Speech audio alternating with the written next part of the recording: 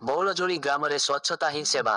ବିଶ୍ୱ ପର୍ଯ୍ୟଟନ ଦିବସ ଅବସରରେ ବଉଳଯୋଡ଼ି ଗ୍ରାମ ପଞ୍ଚାୟତକୁ ସମ୍ପୂର୍ଣ୍ଣ ଭାବେ ସ୍ୱଚ୍ଛ କରିବା ପାଇଁ ସ୍ୱଚ୍ଛତା କାର୍ଯ୍ୟକ୍ରମ କରାଯାଇଥିଲା। କେନ୍ଦ୍ର ସରକାରଙ୍କ ଗୃହ ଓ ଗ୍ରାମାଞ୍ଚଳ ବିକାଶ ମନ୍ତ୍ରଣାଳୟ ଓ ଜଳଶକ୍ତି ମନ୍ତ୍ରଣାଳୟ ମିଳିତ ଆନୁକୂଲ୍ୟରେ ସ୍ୱଚ୍ଛ ଭାରତ ଅଭିଯାନ ଅଧୀନରେ ଗତ 17 ତାରିଖରୁ ସ୍ୱଚ୍ଛତା ହିଁ ସେବା ଅଭିଯାନ ଆରମ୍ଭ ହୋଇ ଆସନ୍ତା ମାସ ଗାନ୍ଧୀ ଜୟନ୍ତୀ ଯାଏଁ ବିବିଧ କାର୍ଯ୍ୟକ୍ରମ ଅନୁଷ୍ଠିତ ହୋଇଯାଇଛି।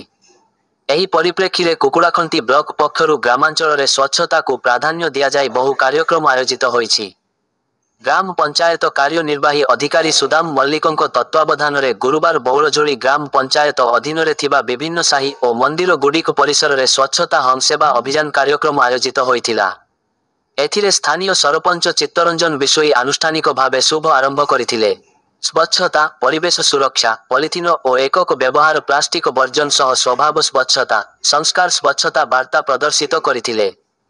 ଏଥିରେ ଏଡିଓ, ଯୋଗାଣ ସହାୟକ ଅଙ୍କ ସମେତ ବହୁ ୱାର୍ଡ ମେମ୍ବର, ଯୁବକ ଗୋଷ୍ଠୀ ପ୍ରମୁଖ ସହ ଯୋଗ ଦେଇଥିଲେ। କୁକୁଡ଼ାଖନ୍ତି ରୂପୀ କୃଷ୍ଣମୂର୍ତ୍ତି ଅଙ୍କ report live Odisha news update.